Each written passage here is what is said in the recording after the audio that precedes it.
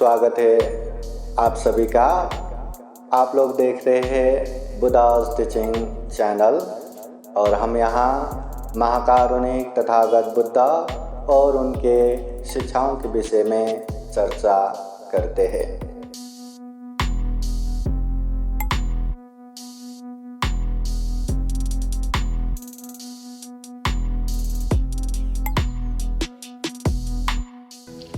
समन्ता चक्रवालेषु अत्र गच्छन्तु देवता सदमं मुनिराजस शृण्वन्तु सद्गमोक्खदम् धम्मश्रवणकालो ह्ययं वदन्ता धम्मश्रवणकालो ह्ययं वदन्ता धम्मश्रवणकालो ह्ययं वदन्ता। नमो तस्सा भगवतो अरहतो सम्मा सम्बुद्दस्सा। नमो तस्सा भगवतो अरहतो सम्मा सम्बुद्दस्सा। नमो तस्सा भगवतो अरहतो सम्मा सम्बुद्दस्सा। सर्वपापसकरणं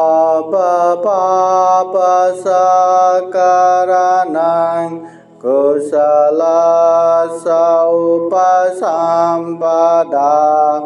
सचित्तपरियोदापनं एतं बुद्धानुशासनं।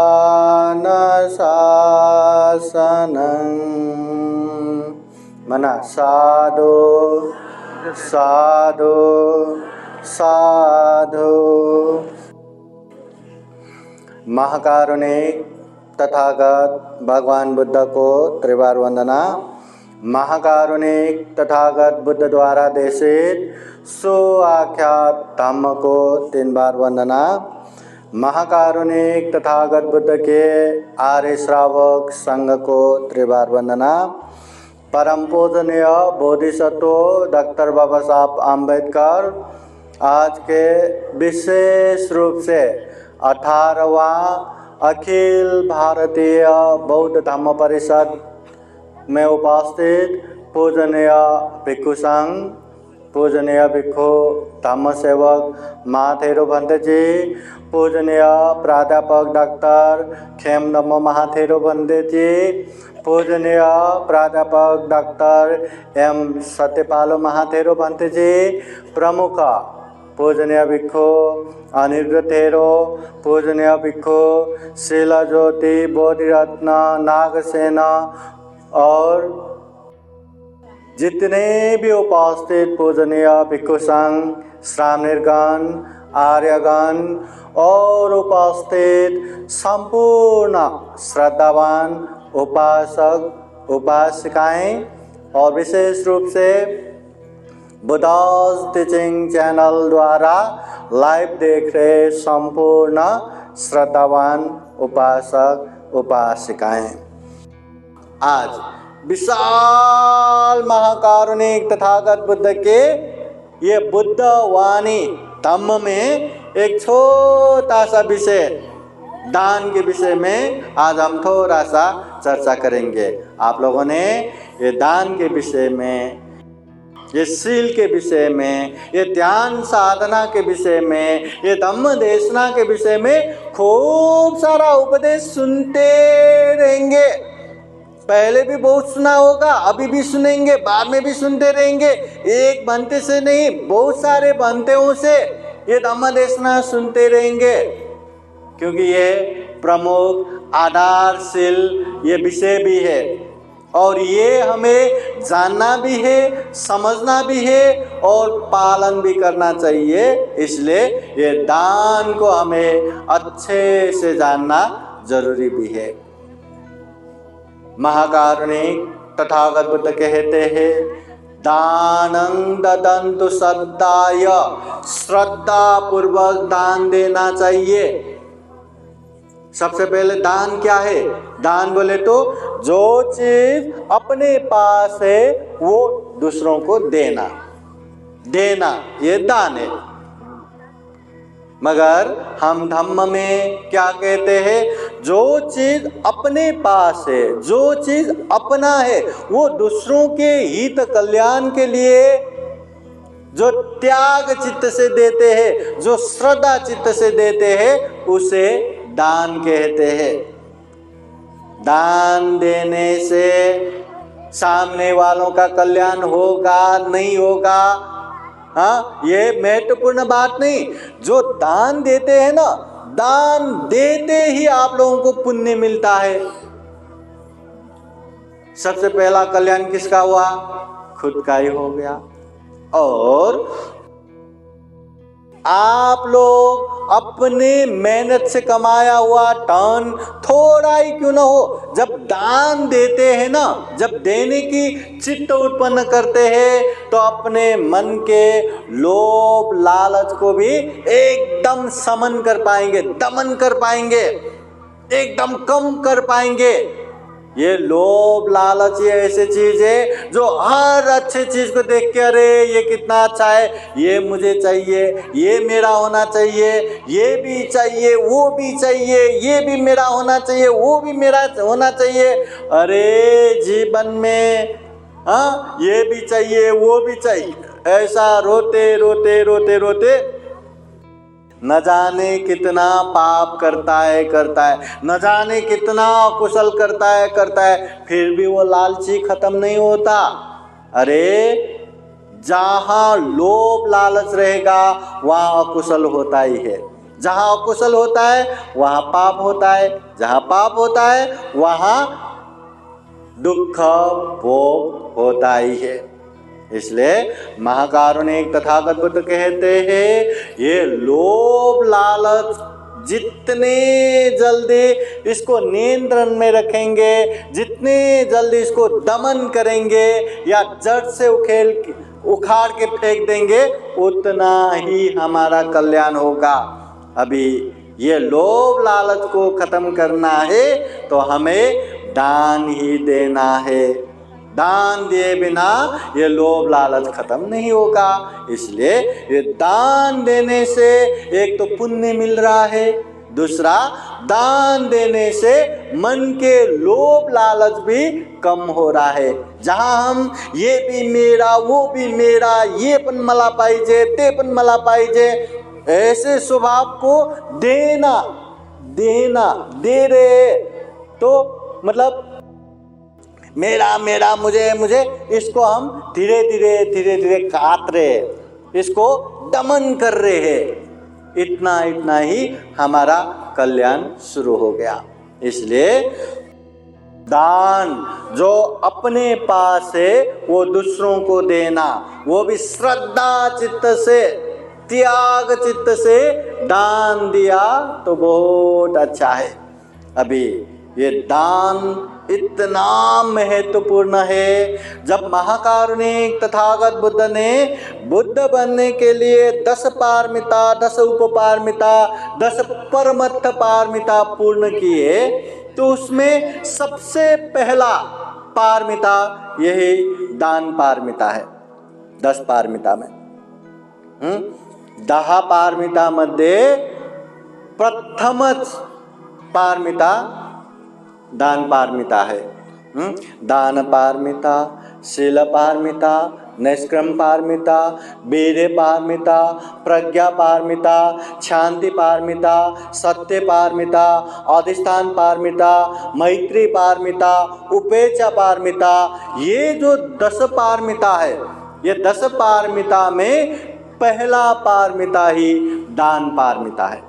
अब दान पारमिता बोले तो जो भी अपने पास है वो दूसरों को देना, मतलब देने के मामले में कभी भी नहीं नहीं ये तो मुझे चाहिए, मैं ये कैसे दे सकता हूँ, मैं नहीं दूंगा, हाँ ये मुझे नहीं चाहिए ये दे दूंगा, ऐसे नहीं।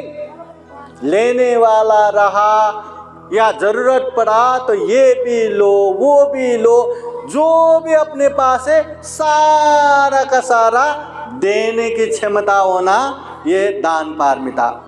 जिस तरह एक उदाहरण देते, एक बोतल, जिस तरह एक बोतल, एक भरा हुआ बोतल को ढक्कन निकाल के उल्टा रखेंगे तो उसमें जितना भी पानी है सब निकल के खत्म हो जाएगा, उसमें एक बूंद भी नहीं रहेगा। उसी तरह दान दे, जो भी अपने पास है सारा का सारा दान देना, ये दान पारमिता है। तथागत बुद्ध ने दान पारमिता पूर्ण करते समय ये अपने पास धन संपत्ति जितना है वो सारा का सारा त्याग किया, राज्य त्याग किया, अपने बच्चे दान दिए, अपने बीवी दान दिए, जो भी लोगों को आवश्यकता रहा, जो भी मांगने को आया और जो भी अपने पास था, सारे के सारे बुद्धत्व प्राप्ति के लिए दान देता गया। ये दान पारमिता। फिर दान पारमिता के साथ दान उपपारमिता, केवल बाह्य वस्तु ही नहीं, बाह्य चीज ही नहीं, अपने शरीर के अंग प्रत्यंग भी दूसरों के हित कल्याण के लिए दान देना, ये दान उपपारमिता। जैसे ब्लड डोनेशन देना या शरीर के अंग प्रत्यंग दूसरों को निकाल के दान देना, ये दान उपपारमिता। फिर दान उपपारमिता के बाद दान परमत्थ पारमिता आता है। अपने जान प्राण अर्पण करके भी दूसरों के हित कल्याण के लिए दान देना। जैसे तथागत बुद्ध ने पहले के जन्म में अपना शरीर भूखे बाघ को ये जो शरीर खिला दिया, अपना मांस खुद काट काट के खिला दिया, मतलब जान दिया, जान दे के भी दान दिया, तो ये परमत्थ पारमिता है। ऐसे परमत्थ पारमिता हम जैसे साधारण लोग नहीं कर पाएंगे, जो बुद्ध बनने वाले हैं वही कर पाएंगे। इसलिए 10 पारमिता हो, 10 उपपारमिता हो, 10 परमत्थ पारमिता हो, उनमें सबसे पहला चर्चा यही दान पारमिता का होता है, दान के विषय में होता है। फिर महाकारुणिक तथागत बुद्ध के पास कोई भी व्यक्ति आए और कहे भगवान मैं दुख मुक्त होना चाहता हूँ, मैं निर्वाण प्राप्त करना चाहता हूँ, मुझे दुख मुक्ति का मार्ग बताए, तो तथागत बुद्ध ऐसे ही हाथी के आओ, ये दुख सत्य है, ये दुख का कारण तृष्णा है, ये दुख मुक्त निर्वाण है, ये निर्वाण पहुँचने का मार्ग आर्य अष्टांगिक मार्ग है, मध्य मार्ग है, शील समाधि प्रज्ञा है, ऐसे सीधे सीधे दुख मुक्ति के मार्ग नहीं बताते। जिस तरह कोई कपड़े में रंग चराना हो तो ऐसे ही रंग चराएंगे तो ठीक तरह से रंग नहीं पकड़ता। अगर ठीक तरह से रंग चराना है तो सबसे पहले उसको अच्छे से धोते हैं, उसमें जो भी मैल है सब निकालते हैं, सारा चीज होने के बाद अच्छे से उसमें रंग चराने के बाद अच्छे से रंग चढ़ जाता है। तो उसी तरह ये मन में चित्त में भी अनेक तरह का क्लेश रहता है, अनेक तरह का राग द्वेष मोह आश्रव रहता है, और ऐसे चित्त में सीधे सीधे दुख और दुख मुक्ति बताया तो ठीक से नहीं समझ पाएंगे, या बुद्धि से समझेंगे वो अभ्यास नहीं कर पाएंगे। इसलिए तथागत बुद्ध शुरू में जो उपदेश सुनने वाले उपासक उपासिका है तो उन लोगों को प्रारंभिक सिलसिलाबद्ध उपदेश देते थे, जिसे बौद्ध जगत में आनुपूर्वी कथा कहते हैं। तो ये तथागत बुद्ध ये आनुपूर्वी कथा का उपदेश देते हैं शुरू में उपदेश सुनने वाले उपासक उपासिकाओं को। तो ये आनुपूर्वी कथा में क्या आता है? सबसे पहले आता है दान कथा, फिर उसके बाद आता है शील कथा, फिर उसके बाद आता है नैष्क्रम्य त्याग की कथा, फिर उसके बाद आता है काम आदिनो कथा, ये पंचकाम में भुगतते रहने से क्या क्या उसका दोष आता है उसकी कथा। तो ऐसे क्रमिक रूप से जो महाकारुणिक तथागत बुद्ध उपदेश देते हैं, जो आनुपूर्वी कथा है, उसमें सबसे पहला ही यही दान कथा तथागत बुद्ध सुनाते हैं। सबसे पहले ये दान के विषय में ही उपदेश देते हैं आनुपूर्वी कथा में भी। एक समय महाकारुणिक तथागत बुद्ध बनने के ठीक 1 साल बाद तथागत बुद्ध अपने राज्य कपिलवस्तु में पहुंचते हैं। और कपिलवस्तु पहुंचने के बाद वहाँ उनके पिता शुद्धोधन राजा प्रमुख बहुत शाक्य कुलों ने तथागत बुद्ध के उपदेश सुन के ज्ञान प्राप्त किया। उन लोगों ने मिलकर निग्रोधाराम विहार दान दिया। फिर तथागत बुद्ध वहाँ पहुँच के तीसरे दिन में अपने भाई नंद कुमार को भी प्रवज्जा बना दिया। और 7वें दिन में कपिलवस्तु पहुँच के 7वें दिन में जब तथागत बुद्ध बहुत सारे भिक्षुओं के सामने भिक्षाटन के लिए आ रहे थे, तो यशोधरा देवी ने अपने पुत्र जो 7 साल के बालक अपने राहुल कुमार को अपने पिताजी या बुद्ध के तरफ दिखाते हुए यशोधरा कहती है, देखो वो जैसे ताराओं के झुंड में चंद्रमा समान एकदम तेजवान, हजारों भिक्षुओं के सामने जो ज्वाज्वल्यमान जो सामने आ रहे वो बुद्ध है, वो तुम्हारे पिता है। उनके जन्म होते ही धन संपत्ति से भरा हुआ 4 घड़ा उत्पन्न हुआ था, मगर जब से उन्होंने दरबार त्याग करके गए, महाविनिष्क्रमण करके गए, वो धन भी गायब है। तो जाओ पुत्र, अपने पिताजी के पास जाओ और अंश मांग के लाओ कि मुझे चक्रवर्ती राजा बनना है, मुझे अंश दो करके मांग के लाओ, जाओ।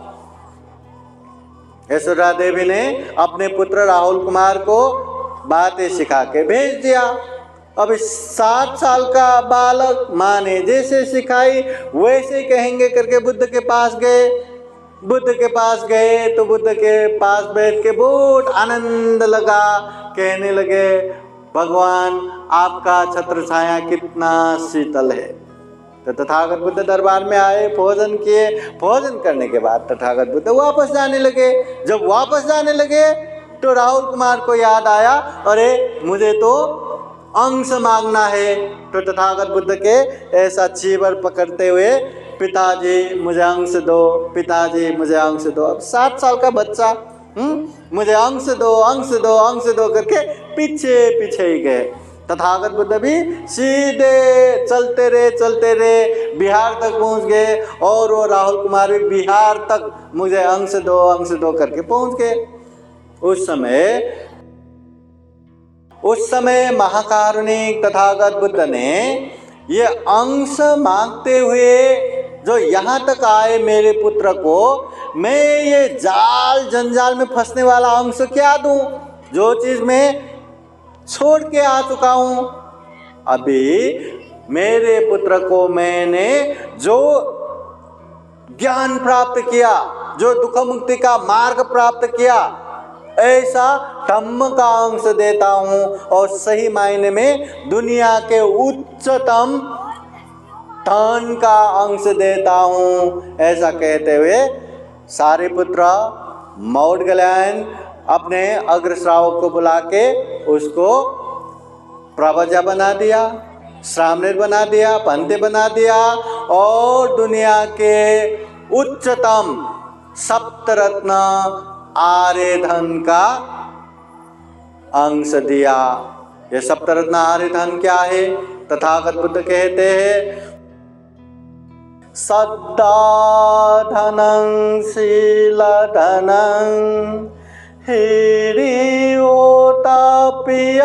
धनं सुत धनं च चागो में पन्यावे सत्तमं धनं। ये जो सप्तरत्न आर्य धन है, श्रद्धा धन, शील धन, हिरि अर्थात लज्जा धन, ओतप्प अर्थात भय धन, श्रुत धन, त्याग धन, प्रज्ञा धन, ये 7 सप्तरत्न आर्य धन। ये 7 सप्तरत्न आर्य धन में जो छठा आर्य धन है वो है त्याग धन। त्याग धन भले तो जो अपने पास है वो दूसरों के हित कल्याण के लिए देना, छोड़ना, त्याग करना, वो है त्याग धन। दान देना ये है त्याग धन। मतलब ये दान देना भी दुनिया के उच्चतम आर्य धन में एक धन है, ये त्याग धन। उसके बाद महाकारुणिक तथागत बुद्ध ने जिस तरह ये प्रवचित भिक्षु भिक्षुनियों को 3 चीजें सिखाते हैं, शील समाधि प्रज्ञा।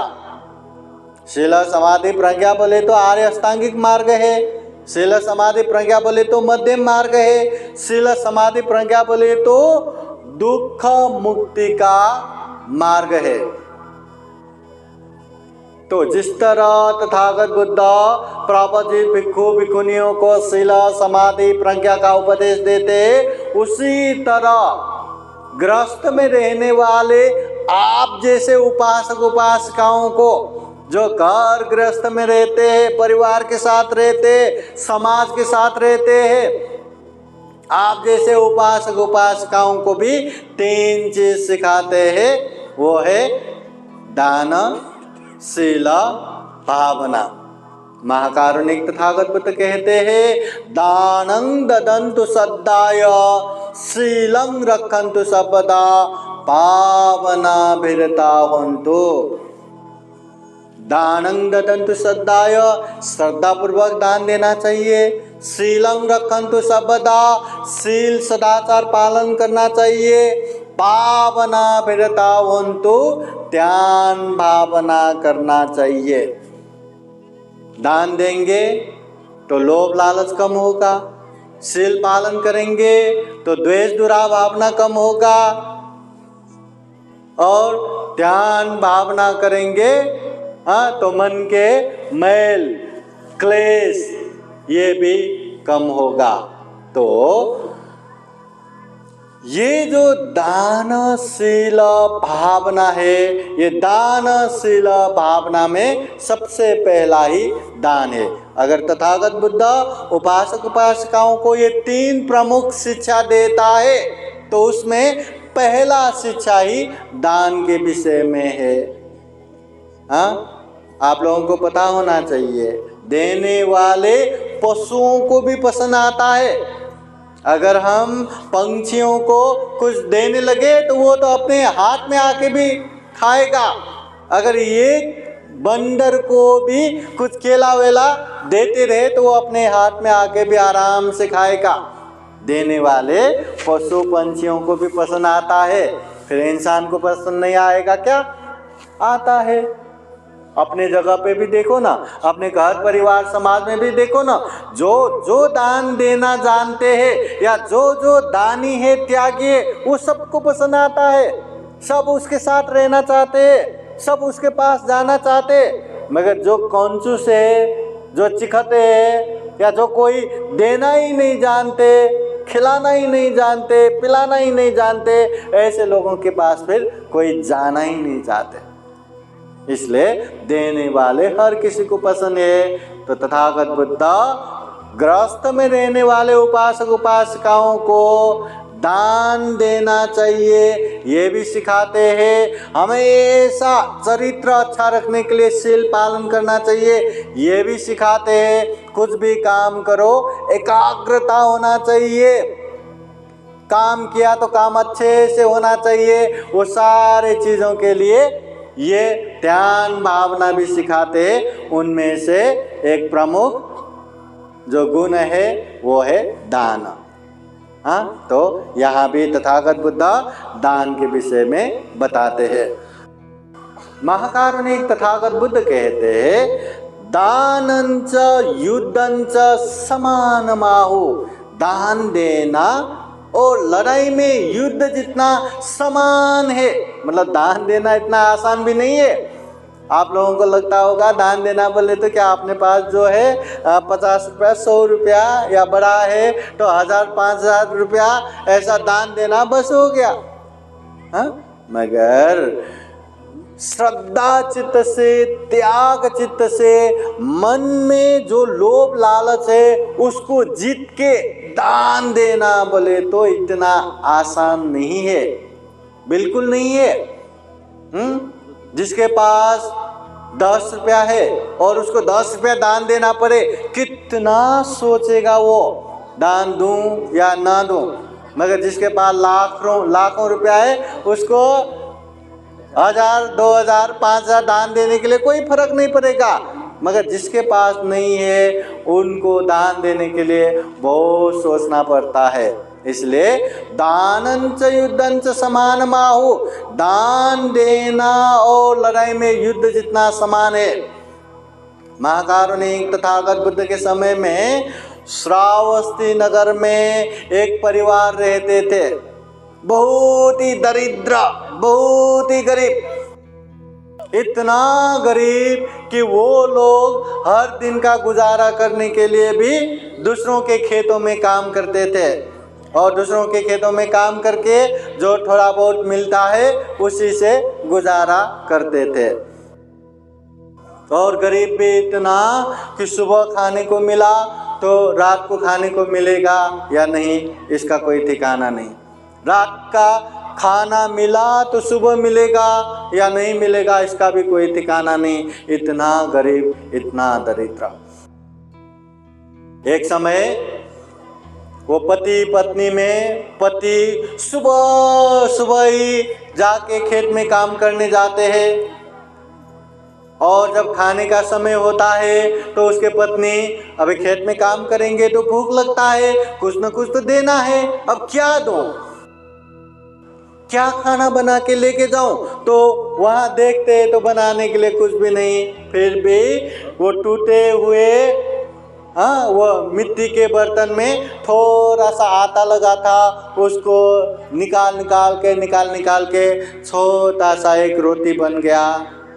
चलो यही रोटी लेके जाता हूँ करके वो श्रावस्ती से खेतों की तरफ जाने लगा। श्रावस्ती से जाते जाते उसका भाग्य कि सामने से महाकारुणिक तथागत बुद्ध हाथ में पात्र लेके भिक्षाटन आ रहे थे। अब महाकारुणिक तथागत बुद्ध पात्र लेके भिक्षाटन आ रहे और तथागत बुद्ध साक्षात सामने मिला। कितना बड़ा भाग्य! अरे बुद्ध का दर्शन होना ही कितना दुर्लभ है। और तथागत बुद्ध स्वयं सामने मिला तो उसको तो क्या करूं, क्या दूं, इतना श्रद्धा चित्त उत्पन्न हो गया, इतना प्रसन्नता हो गया, क्या दूं, देने के लिए कुछ भी नहीं, इतना गरीब है, इतना दरिद्र है। फिर भी उसको याद आया आज मेरे हाथ में एक रोटी तो है, क्यों न मैं यही रोटी दान दूं। फिर उसको लगा अरे यही एक ही तो रोटी है, अगर ये भी मैं दान दूंगा तो सुबह से भूखे पेट से खेत में काम कर रहे मेरे पति को मैं क्या दूंगा, वो क्या खाएगा। नहीं ये ठीक नहीं है, मैं ये दान नहीं दे सकता। फिर सोचने लगा अरे मेरे पति तो एक बार भूखा रहेगा, सिर्फ एक बार के लिए भूखा रहेगा, अगर ये मैं दान दूंगा तो न जाने जन्मों जन्म तक हमारा कल्याण होगा, चलो ये तो दान ही देता हूँ। फिर सोचा नहीं, भूखे पति को रुला के ये दान दे के क्या पुण्य मिलेगा। फिर सोचते नहीं नहीं नहीं, ये दान दूंगा तो अभी भी कल्याण होगा, बाद में भी कल्याण होगा, अंत में भी कल्याण होगा, मुझे तो दान देना ही चाहिए। तो ऐसा एक मन कहते हैं दान तो देना ही है, दूसरे मन कहते हैं नको नको, नहीं नहीं देना नहीं देना। देखो दानंच युद्धंच समानमाहु, दान देना और लड़ाई में युद्ध जितना समान है। देखो लड़ाई में युद्ध जितना आसान है क्या, कितने कितने सैनिकों से लड़ाई करके उन लोगों को परास्त करके जीत के ये जितना विजय प्राप्त करना आसान नहीं है, बिल्कुल आसान नहीं है। उसी तरह दान देना भी आसान नहीं है। फिर अंत में वो उपासिका ने मध्यम मार्ग अपनाया, चलो बुद्ध मिला है, दान तो देना है, और पति भूखे है उसको भी कुछ तो खिलाना है, चलो मैं एक रोटी न सही आधा रोटी दान देता हूँ। आधा रोटी तथागत बुद्ध के पात्र में दान दिया। तथागत बुद्ध ने सुखी हो करके आशीर्वाद दिया। वो उपासिका इतना खुशी हो गया, प्रसन्न हो गया, प्रमुदित हो गया, वहां से प्रसन्न हो के खेत की तरफ चले गए। प्रसन्न हो के फिर वहां अपने पति गुस्सा न करे करके जाते ही सुनाया कि आज तथागत बुद्ध मिले, ऐसे रास्ते में ऐसा ऐसा हुआ, ऐसा ऐसा हुआ, मैंने आधा रोटी दान दिया, ये आपके लिए आधा रोटी। उसके पति कहते ठीक है, अच्छा हुआ। फिर वो उपासिका कहती है अरे तथागत बुद्ध ने सुखी हो करके आशीर्वाद दिया। तो ये सुनते ही अरे ऐसा बोला क्या, हाँ ऐसा ही आशीर्वाद दिया, ठीक है मैं अभी आता हूँ करके वो उपासक वहाँ से चले गए। और जहाँ बोले थे वहाँ बुद्ध को ढूंढते ढूंढते गया। तब तक बुद्ध तो बिहार में पहुँच गए, तो वो बिहार तक ही गए। और बिहार तक पहुँच के बुद्ध ऐसे पूछने लगे कि भगवान ऐसे ऐसे समय में आपको एक महिला ने आधा रोटी दान दिया था क्या, हाँ दिया था, आपने क्या बोले, सुखी हो करके बोले। तो वो उपासक कहते भगवान आप ये गलत बोल रहे हैं, आप ये मिथ्या बोल रहे हैं, आप ये महिलाओं को ठगने वाली बात कह रहे हैं। कहाँ श्रावस्ती नगर में 27 करोड़ दान खर्चा करके पूर्वाराम बिहार दान देने वाले विशाखा महा उपासिका भी सुखी हो, और कहाँ ये आधा रोटी दान देने वाले वो भी सुखी हो, ऐसा भी हो सकता है क्या। कहाँ श्रावस्ती नगर में 54 करोड़ दान खर्चा करके अनाथ पिंडिक महाजन ने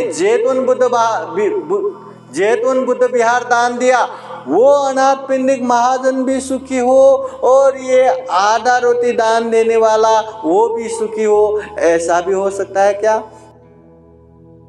वो करोड़ों के सामने आधा रोटी बोले तो पहाड़ के सामने तिल समान है, और वो भी सुखी हो ये भी सुखी हो, ये तो समानता ही नहीं है।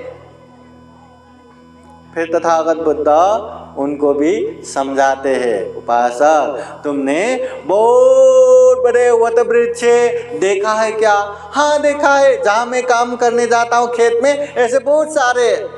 तथागत बुद्ध पूछते हैं क्या उसका बीज पता है, हाँ पता है, कितना होता है, छोटा होता है। तो तथागत बुद्ध कहते हैं उपासक अभी तुम झूठ बोल रहे हो, इतने बड़े वट वृक्ष का बीज तो इतना बड़ा होना चाहिए ना। तो कहते क्या भगवान, वो वट वृक्ष कितना भी बड़ा क्यों ना हो, पर बीज तो छोटा ही होता है ना। छोटा होता है क्या, हाँ छोटा होता है, छोटा छोटा।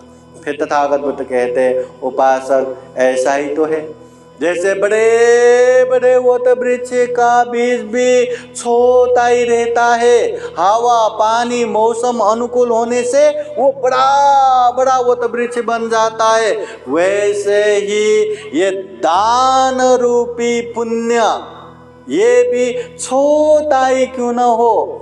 अगर दान अच्छे जगह पे अच्छी तरह से दान दिया, पुण्य हाँ, मन प्रसन्नता से, त्याग चित्त से, श्रद्धा चित्त से दान दिया तो उसका पुण्य बहुत ज्यादा रहता है। इसलिए ये दान में 1 रुपया दान दिया 1 रुपये बराबर का पुण्य, 100 रुपये दान दिया 100 रुपये बराबर का पुण्य, 1,00,000 रुपया दान दिया 1,00,000 रुपये बराबर का पुण्य, ऐसा नहीं होता।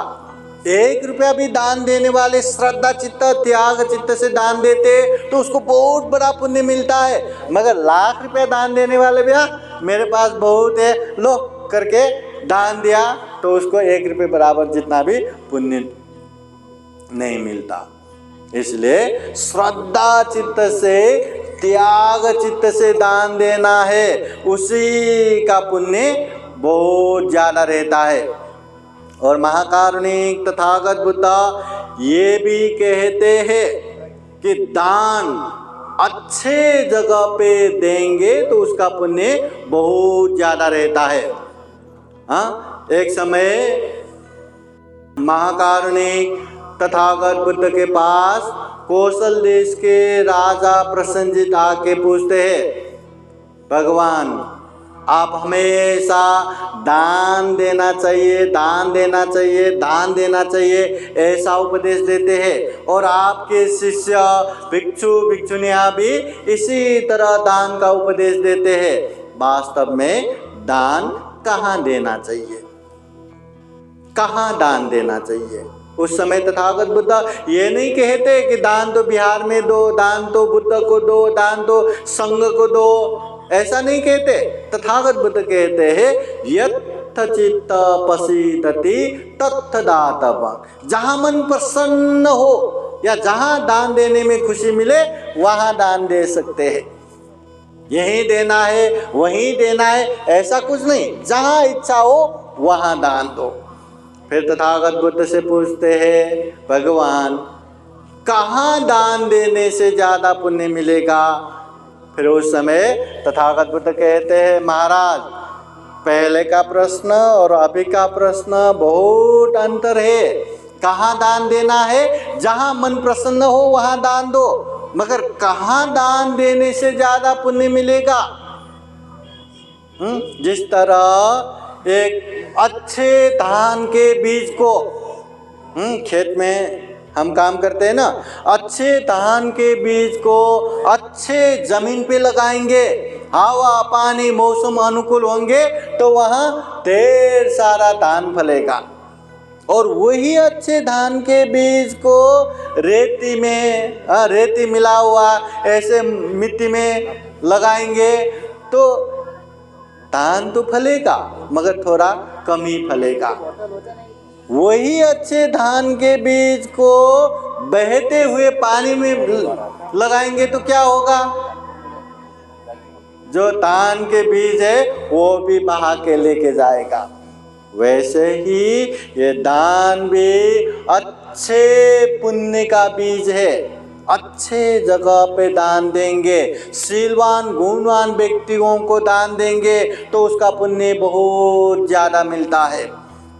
शीलवान गुणवान नहीं है फिर भी हम पशु पंछियों को दान दे रहे या मांगने वाले को दान दे रहे, उसका भी पुण्य मिलेगा, मगर जितना शीलवान गुणवान को दान देने से पुण्य मिलेगा उतना नहीं मिलेगा, कम मिलेगा।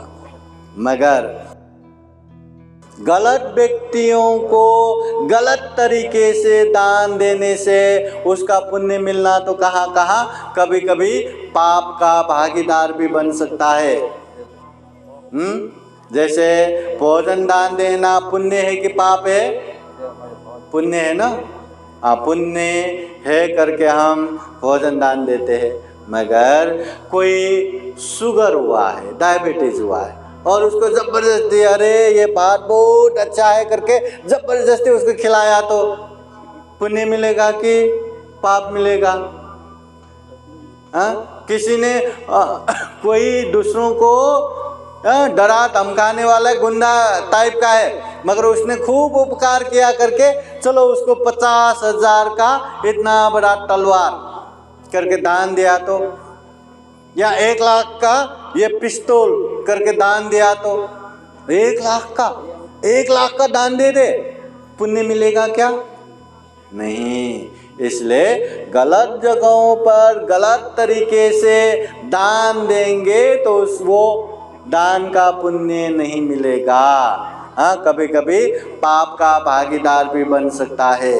तो मिलिंद प्रश्न ग्रंथ में अरत भिक्षु नागसेन और राजा मिलिंद, हाँ, ये प्रश्न उत्तर में कहाँ दान देने से ज्यादा पुण्य मिलेगा, इसका एक प्रसंग आता है। अरत भिक्षु नागसेन समझाते हैं, महाराज दान देना पुण्य है, दान का फल मिलता है। जो पशु पंछियों को दान देता है उसका भी पुण्य मिलता है, पर कहाँ दान देने से ज्यादा पुण्य मिलता है वो समझाते हैं। सैकड़ों पशु पंछियों को दान देने से भी एक इंसान को दान देना उसका पुण्य ज्यादा रहता है। सैकड़ों इंसान को दान देने से भी जो अच्छे बनने प्रयास कर रहे एक इंसान को दान देना उसका पुण्य ज्यादा रहता है। अच्छे बनने के प्रयास कर रहे सैकड़ों इंसान को दान देने से भी एक अच्छे सिलवान गुणवान इंसान को दान देना उसका पुण्य ज्यादा रहता है। और जो सैकड़ों सिलवान गुणवान व्यक्तियों को दान देने से भी जो मार्ग फल प्राप्त व्यक्ति है, चाहे वो श्रोतापत्ति, सकिटागामी, अनागामी, अरहत फल में पहुंचे हुए व्यक्ति को दान देना उसका पुण्य ज्यादा रहता है। उससे भी प्रत्येक बुद्ध को दान देना ज्यादा पुण्य रहता है, और उससे भी सम्यक संबुद्ध को दान देने का पुण्य तो इतना उतना ही नहीं रहता है, बहुत ज्यादा अनंत अनंत रहता है। इसलिए उपासक उपासिकाएं, दान अपने आप में अच्छा पुण्य का बीज है। जो हम दान दे रहे उसमें श्रद्धा चित्त होना चाहिए, त्याग चित्त होना चाहिए, और अच्छे जगह पे दान देंगे तो उसका पुण्य बहुत सारा मिलता है। तो ये दान जो हम दान देते हैं, ये दान का 3 अंग परिपूर्ण होना चाहिए। ये दान परिपूर्ण होने के लिए सबसे पहले दान देने की इच्छा होना चाहिए, श्रद्धा चित्त होना चाहिए। दूसरा, दान देने की इच्छा मुताबिक दान देने के लिए कुछ न कुछ अपने पास होना चाहिए। दान देने की इच्छा है पर अपने पास कुछ भी नहीं है तो क्या दान देंगे? तो दान देने की इच्छा भी होना चाहिए और वस्तु या धन भी होना चाहिए। कभी कभी क्या होता है, इच्छा है धन नहीं, कभी कभी धन है इच्छा नहीं, तो दान परिपूर्ण नहीं होता। और कभी कभी तो ऐसा होता है, दान देने की इच्छा भी है, दान देने की धन भी है, मगर दान लेने वाला ही नहीं रहता। तो दान लेने वाला व्यक्ति भी चाहिए, और योग्य व्यक्ति मिला, शीलवान गुणवान मिला तो उसका पुण्य और ज्यादा रहता है।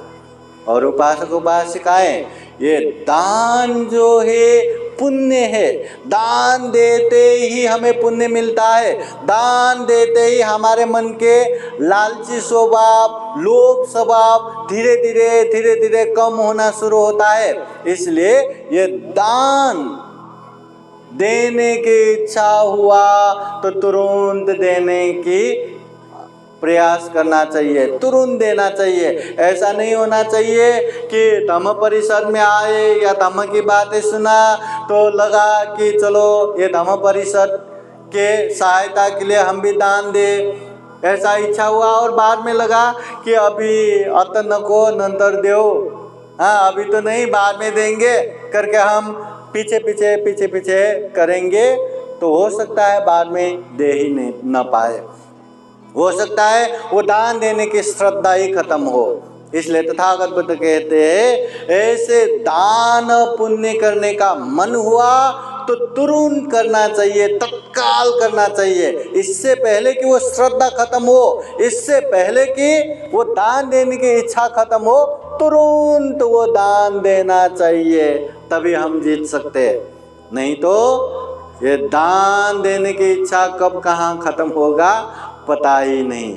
आप लोगों को भी होता होगा ना, कभी कभी दान देने का मन हुआ, चलो दान देंगे ऐसा सोचा, फिर धीरे से चलो थोड़ी देर रुकते हैं या और थोड़ा रुकते हैं, तो ऐसा कहते कहते चलो अभी अगले वार दिवस तक रुकते हैं, हाँ जब जन्म दिवस आएगा तब दान देंगे।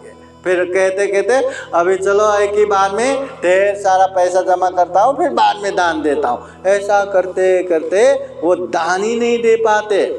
इसलिए दान देने की इच्छा अगर उत्पन्न होता है तो तुरंत करना चाहिए, क्योंकि ये पुण्य कार्य है। अगर पुण्य कार्य तुरंत नहीं किया तो ये मार हमें तुरंत जकड़ लेता है, हमें ये पुण्य करने ही नहीं देता। महाकारुणिक तथागत बुद्ध के समय में श्रावस्ती नगर में एक सातक नामक ब्राह्मण था। हाँ, एक सातक बोले तो उसके पास ये चादर एक ही, ओढ़ने वाला चादर एक ही है। और उस समय ऐसा है कि बाहर जाते समय एक चादर वो सातक लेके तो जाना ही है। और दोनों पति पत्नी और एक ही सातक, तो हमेशा एक पति बाहर गए तो पत्नी घर में, पत्नी बाहर गए तो पति घर में, मतलब दोनों साथ में कभी बाहर नहीं जा सकते। इतना गरीब, इतना दरिद्र। और वो लोग समय समय पे धम्म देशना सुनने के लिए तथागत बुद्ध के पास भी जाते रहते थे, धम्म देशना सुनते रहते थे, मगर चाह के भी वो लोग दोनों साथ में कभी नहीं जा पाते। क्यों? क्योंकि उन लोगों के पास एक ही साधक था। तो जब उसके बीवी धम्म देशना सुनने को जाते तो वो पति ब्राह्मण घर में, और जब वो उसके बीवी आती तो वो जाते। तो ऐसा ही चल रहा था। एक समय उपोषद के समय उसके बीवी दिन में ही धम्म देशना सुन के आए। जब उसके बीवी आए तो अभी चलो मैं धम्म देशना सुनने जाता हूँ करके वो चादर ओढ़ के वो ब्राह्मण, एक सातक ब्राह्मण धम्म देशना सुनने को गया। तो रात में धम्म देशना सुनने को गया। तो धम्म देशना सुनते सुनते, महाकारुणिक तथागत बुद्ध के उपदेश सुनते सुनते उसके मन में भी प्रबल इच्छा हुआ कि मैं भी दान दूं, मुझे भी दान देना चाहिए। पहले दान नहीं दिया इसलिए अभी इतना दरिद्र गरीब हूँ, अभी भी दान नहीं देंगे तो भविष्य में भी ऐसे ही दरिद्र गरीब रहूँगा। अभी दान दूंगा तो आने वाले समय खूब अच्छा होगा, कल्याणकारी होगा, मुझे भी दान देना चाहिए। पर दान देने के लिए अपने पास क्या है वो देखने लगा। खुद तो इतना गरीब है, दरिद्र है, देने के लिए खास कुछ तो था नहीं।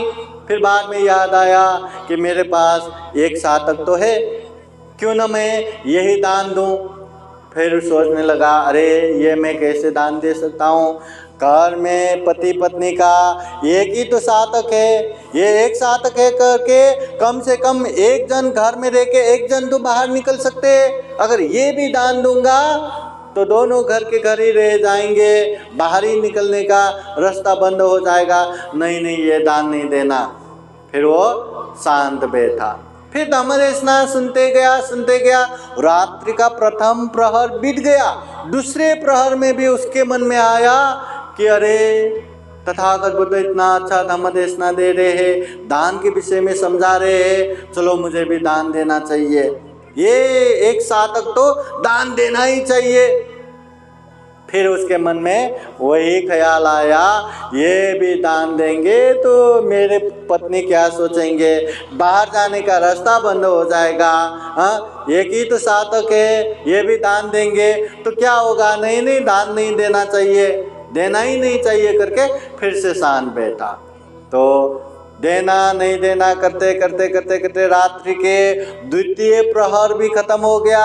अभी रात्रि के तृतीय प्रहर या सुबह का समय शुरू हो गया। उस समय भी धम्म देशना सुनते सुनते फिर उसके मन में ख्याल आने लगा कि दान तो देना चाहिए।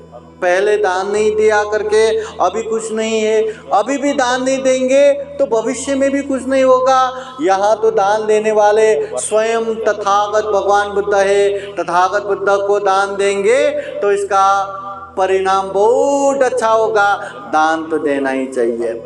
तो ऐसा दान देना चाहिए। इतना श्रद्धा चित्त, इतना त्याग चित्त पक्का किया कि वो उपासक ने तुरंत अपना चादर निकाला और अच्छे से मिला के तथागत बुद्ध के सामने गया और तुरंत दान दिया।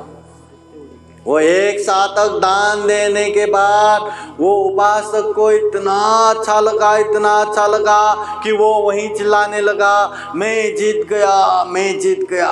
इतना खुशी से प्रसन्न होके वो चिल्लाने लगा कि मैं जीत गया, मैं जीत गया।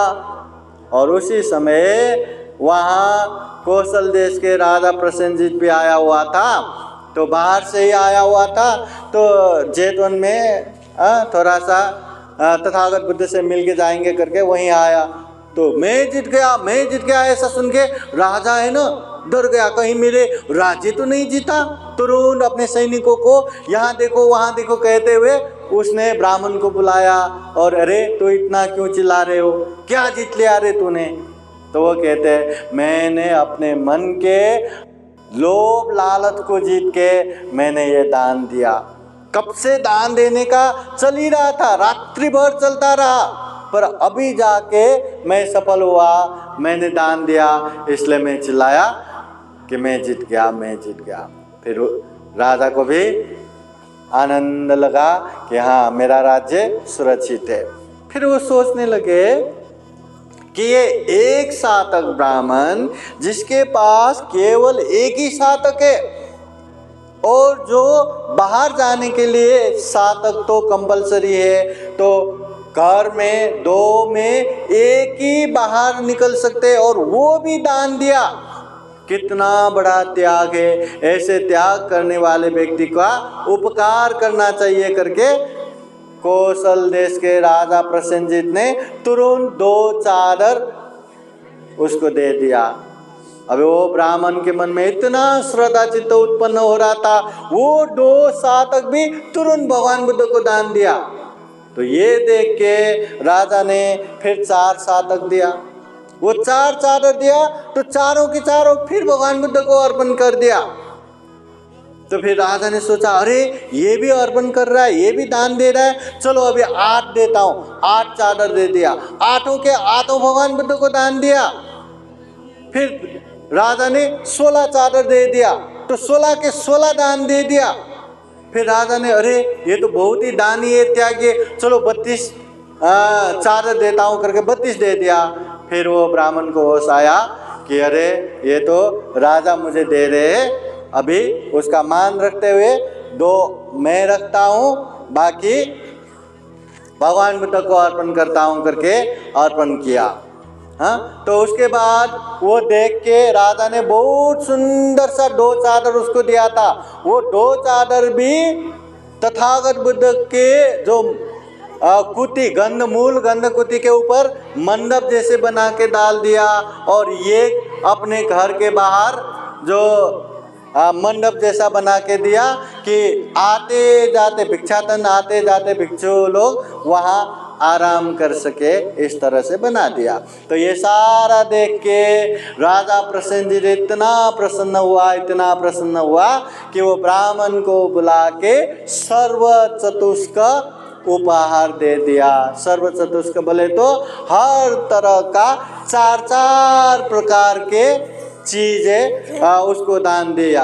अभी उसमें सर्व चतुष्क बोले तो 4 प्रकार के घोड़ा, 4 प्रकार के हाथी, 4 प्रकार के स्त्री, 4 प्रकार के दासी, 4 प्रकार के गांव, 4000 स्वर्ण मुद्रा, हर तरह के 4 इस तरह से उपहार दे दिया। अब इतना मिलने के बाद वो दरिद्र 1 सातक ब्राह्मण भी अच्छा खासा धनी हो गया और जीवन भर अच्छे करते करते उसने जीवन निर्वाह किया। एक समय भिक्षु लोग बातें कर रहा था कि वो 1 सातक ब्राह्मण ने तथागत बुद्ध को इस तरह से दान दिया और वहीं के वहीं राजा ने उसको इतना उपकार किया, दान दे के कितना प्रतिफल मिल गया करके चर्चा कर रहे थे। उस समय महाकारुणिक तथागत बुद्ध आके भिक्षु लोगों से क्या बातें हो रहा था वो सारा जानने के बाद तथागत बुद्ध कहते हैं, भिक्षुओं, अगर वो एक साधक ब्राह्मण ने जैसे ही रात्रि के प्रथम प्रहर में दान देने का ख्याल आया था, उसी समय वो दान दिया होता तो जिस तरह ये 4-4 प्रकार का वो मिला ना, हर चीज 16-16 प्रकार का उसको मिल जाता था। मगर प्रथम प्रहर में उसने दान नहीं दिया। फिर रात्रि के द्वितीय प्रहर में दान देने का ख्याल आया था, उस समय भी उसने दान दिया होता तो हर चीज 8-8 प्रकार के मिल जाता था।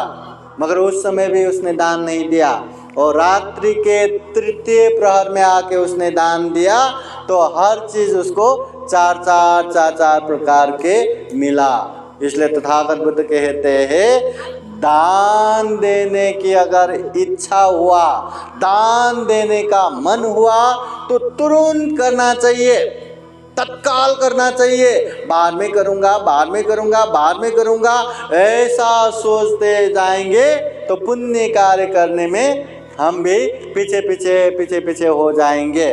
और कई बार तो ऐसा होता है कि वो पुण्य कार्य कर ही नहीं पाएंगे। इसलिए तथागत बुद्ध कहते हैं, ऐसे पुण्य कार्य तुरंत करना चाहिए। महाकारुणिक तथागत बुद्ध ने दान के विषय में कहते हुए दान 3 प्रकार के उपदेश देते हैं। दान 3 प्रकार के हैं। एक है आमिष दान, दूसरा है अभय दान, तीसरा है तम्म दान। पहला आमिष दान। आमिष दान बोले तो क्या है, जो आप लोग अनेक तरह का ये फल फूल धूप दीप नैवेद्य पैसा दान इत्यादि जो भी वस्तु दान देते, जो भी श्रद्धा चित्त से त्याग चित्त से वस्तु दान देते, इसे कहते हैं आमिष दान। जो भी, चाहे भोजन दान दे दो, चाहे वस्तु दान दे दो, चाहे ये पैसा दान दे दो, रुपया दान दे दो, चाहे फल फूल दान दे दो, चाहे जो भी वस्तु दान देते हैं उसे कहते हैं आमिष दान। दूसरा दान है अभय दान। अभय दान बोले तो अपने तरफ से किसी को भी भय न देना, त्रास न देना, दुख कष्ट न देना। छोटे छोटे प्राणियों को भी मैत्री करुणापूर्ण व्यवहार करना, नहीं मारना, नहीं दुख कष्ट देना। घर घर में मच्छर आया करके इलेक्ट्रिक बैट से चिर मार के बैठते हैं ना, ऐसे हिंसा नहीं करना, ऐसे मारना नहीं, इसे कहते हैं अभय दान। जिस तरह कोई दूसरे हमें दुख दे, कष्ट दे, हमें पसंद नहीं आता, जिस तरह कोई हमें भय दे, त्रास दे, पसंद नहीं आता, उसी तरह अपने तरफ से भी किसी भी प्राणियों को भय न देना, त्रास न देना, दुख कष्ट न देना, ये है अभय दान। फिर उसके बाद आता है तम्म दान। तम्म दान बोले तो तम्म की दान करना। बहुत सारे लोगों को लगता है तम्म दान बोले तो हम जो पैसा दान दे रहे हैं या पॉकेट बना के दान दे रहे हैं वही धम्म दान है। उसको धम्म दान नहीं कहते, उसको आमिष दान ही कहते हैं। धम्म दान बोले तो ये जो धम्म की बात है, जो हमें मालूम है, जो हमें पता है, हम जानते हैं, वो दूसरों के हित कल्याण के लिए धम्म की बातें बताना, ये धम्म दान है। जो पूजने भिक्षु संघ आप लोगों को धम्म की बातें सुनाते हैं, प्रवचन देते हैं, धम्म देशना सुनाते, ये सारा का सारा धम्म दान है। ये धम्म की बातें सुनाना ही धम्म दान है। तथागत बुद्ध कहते हैं सब दानं तम्म दानं जिनाति। सभी दानों में तम्म दान श्रेष्ठ रहता है, सभी दानों को तम्म दान जीतता है। इसलिए तम्म दान बहुत बड़ा है। जैसे आप लोग तन या रुपया दान देंगे, उसका कहीं ना कहीं पे उसका प्रयोग होगा। भोजन दान देंगे, कुछ समय के लिए हमें सुख मिलेगा, मगर ये धम्म दान देने से आप लोगों ने अच्छे से धम्म की बातें सुना और अच्छे से धम्म को समझ के जीवन को अच्छा बनाया, तो ये धम्मदान का पुण्य कितना कितना होता है। महाकारुणिक तथागत बुद्ध के समय में ये अनाथ पिंडिक महाजन ने एक बार तथागत बुद्ध को मिला था, एक बार तथागत बुद्ध का उपदेश सुना था और इतना अच्छे से समझ लिया कि उसने श्रोता प्रतिफल प्राप्त कर लिया और अपने शहर श्रावस्ती नगर में आके सोने के असरफी बिछा के, सोने के सिक्का बिछा के जेत राजकुमार का बगीचा खरीद के वहाँ जेतवन बुद्ध विहार बना के बुद्ध प्रमुख भिक्षु संघ को दान दिया। और इतना ही नहीं, जीवन भर बुद्ध प्रमुख भिक्षु संघ के लिए जो भी अपने पास है सारे के सारे दान त्याग करता रहा। देखो ये धम्मदान। ये विशाखा उपासिका जो 7 साल की बच्ची थी, उस समय तथागत बुद्ध के उपदेश सुन के उसने भी श्रोतापति फल प्राप्त कर ली थी। और बड़े होने के बाद अबौद्ध कुल में शादी होने के बाद भी वो पूरे अबौद्ध परिवार को अपने मैत्री करुणा सोच और अपने विवेक बुद्धि से उन लोगों को भी बौद्ध बना दिया।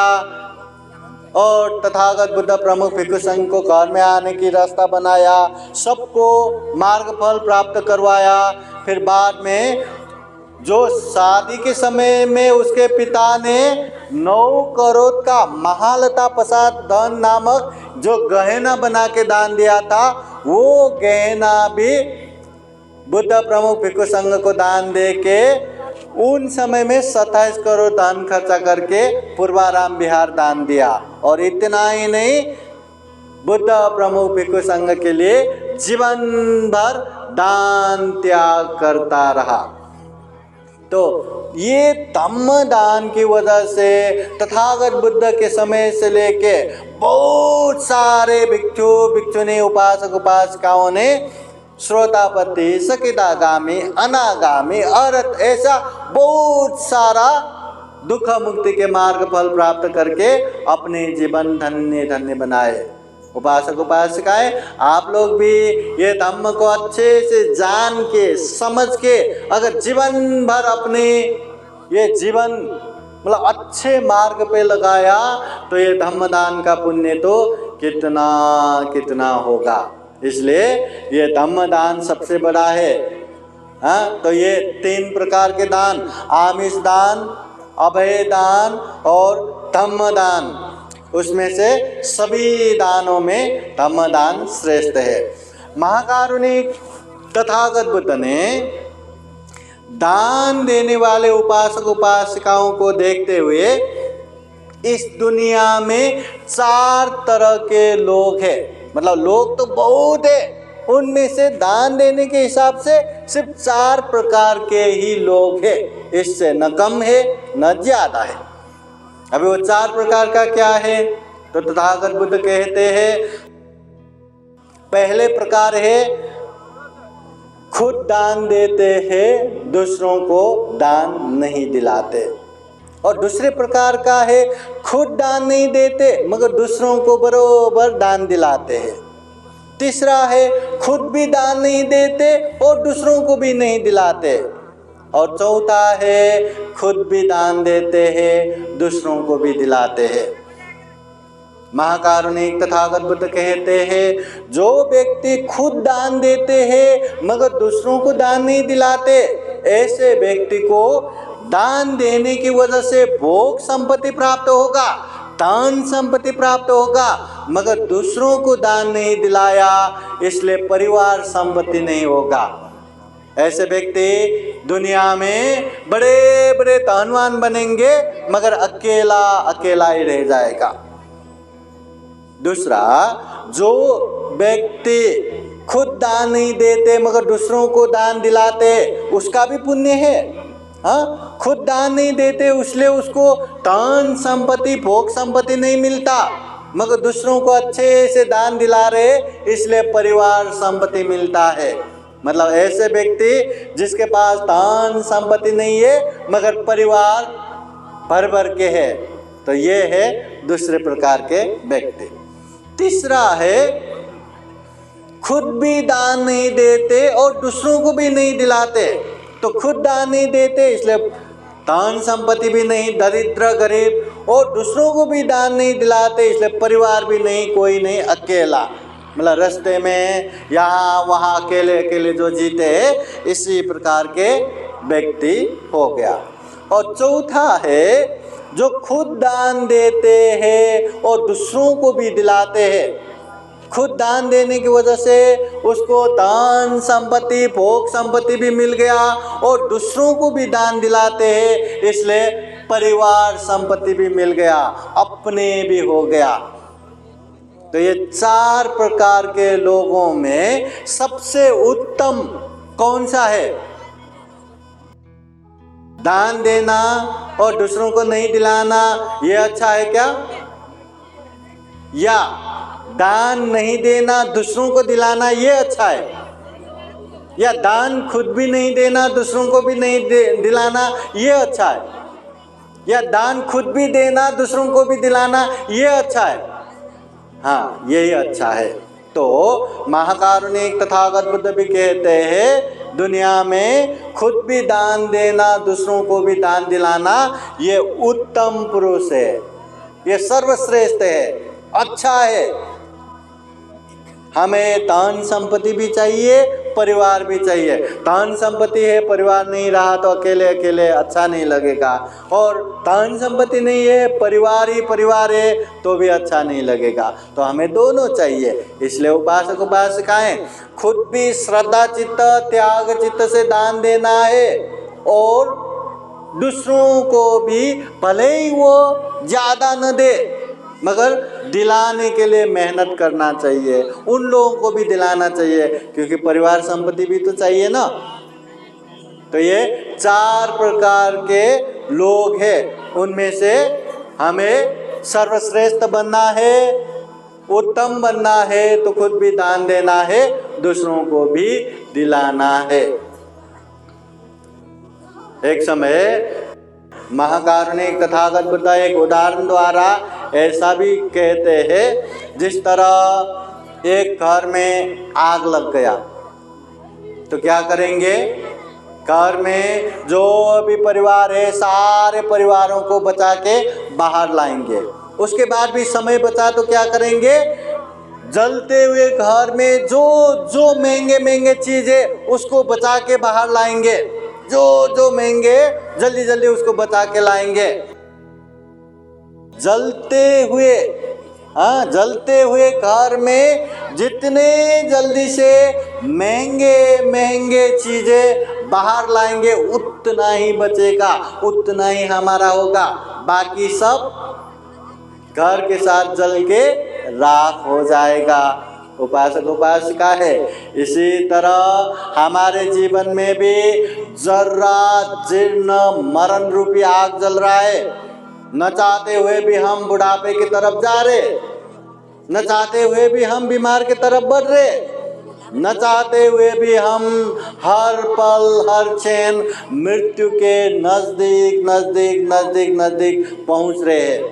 तो ऐसे जीवन में जितना हम दान पुण्य करेंगे, जितना हम दूसरों के हित उपकार के लिए दान देंगे उतना ही हमारे साथ आएगा, बाकी तो यहीं के यहीं रह जाएगा।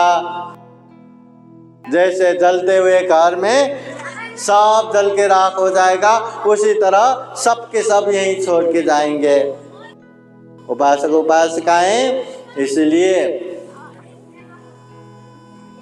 जब हम मरेंगे न कोई धन संपत्ति हमारे पीछे पीछे आएगा या लेके जा पाएंगे, न कोई परिवार साथ में आएगा, न अपना शरीर ही आएगा। सब छोड़ के जाना है, कुछ भी लेके नहीं जा सकता।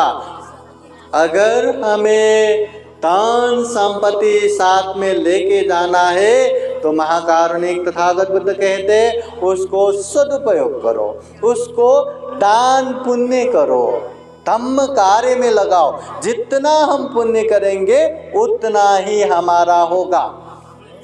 इसलिए कहते हैं जो मेरा मेरा मेरा मेरा मुझे मुझे करके जो धन संपत्ति हम बचा के रखते वो खो गए समान है, क्योंकि न मरने के बाद साथ में लेके जा पाएंगे, न जीते जी उसका कोई प्रयोग ही हुआ।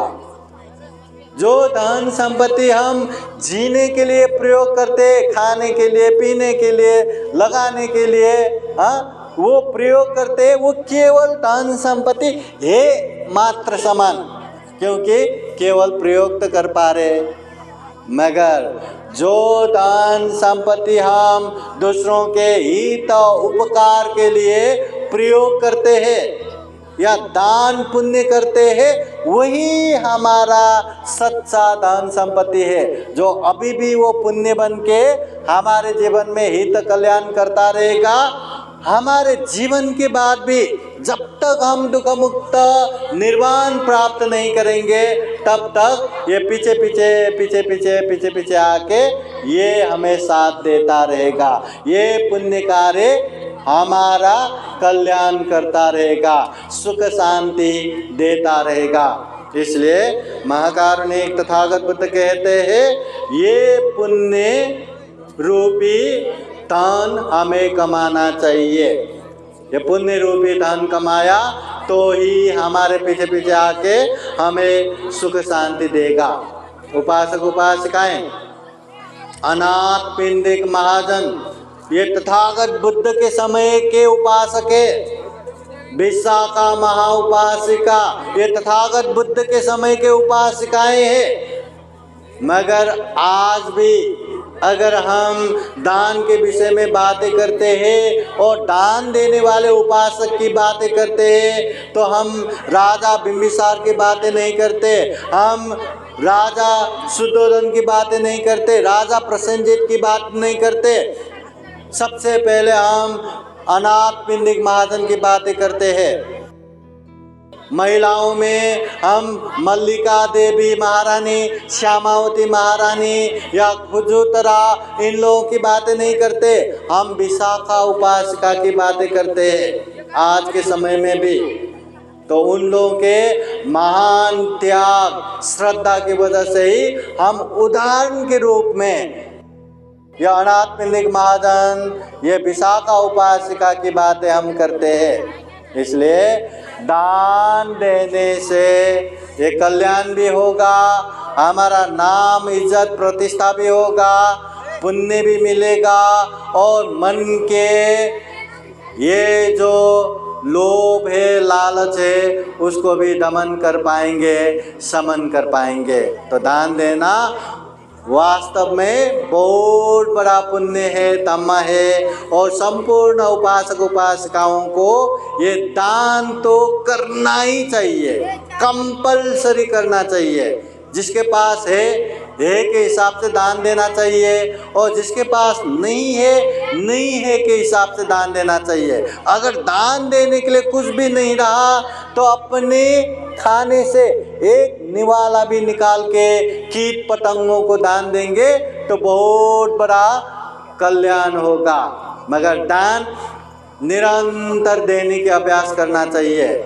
और एक बात ये भी याद रखिए, दान देना चाहिए ये समझ में आया, दान देना चाहिए ये हमें पता भी चला, अभी दान भी देंगे ऐसा भी सोचा।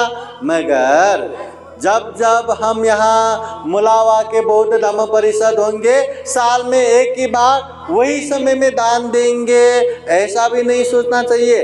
दान जिस तरह हम शरीर के लिए हर दिन निरंतर खाना खाते, उसी तरह दान भी हमें निरंतर करना चाहिए, हर दिन करना चाहिए। तभी हम ये दान पारमिता पूर्ण कर सकते हैं, तभी हम ये दान के साथ साथ शील में आगे बढ़ सकते हैं, समाधि में आगे बढ़ सकते हैं, प्रज्ञा में आगे बढ़ सकते हैं, दुख मुक्ति के मार्ग फल में आगे बढ़ सकते हैं। ये दुर्लभ, यह अमूल्य, ये सर्वश्रेष्ठ मनुष्य जीवन को सफल तथा सार्थक बना सकते हैं। इसलिए उपासक उपासिकाएं, दान के विषय में आप लोगों ने खूब सारा धम्म देशना सुन के ही बैठे हैं, अभी भी सुन रहे हैं और आगे भी पूजने भिक्षु संघ द्वारा अनेक अनेक दान के विषय में उपदेश सुनेंगे ही और भविष्य में भी सुनेंगे। मगर ये सुनना, ये जानना, ये समझना इतना ही सीमित न करते हुए वास्तव में इसको जान के समझ के व्यवहार में भी पालन करना चाहिए, आचरण में उपयोग करना चाहिए और अपनी क्षमता को देखते हुए, अपनी श्रद्धा चित्त को देखते हुए निरंतर दान देने की अभ्यास भी करना चाहिए।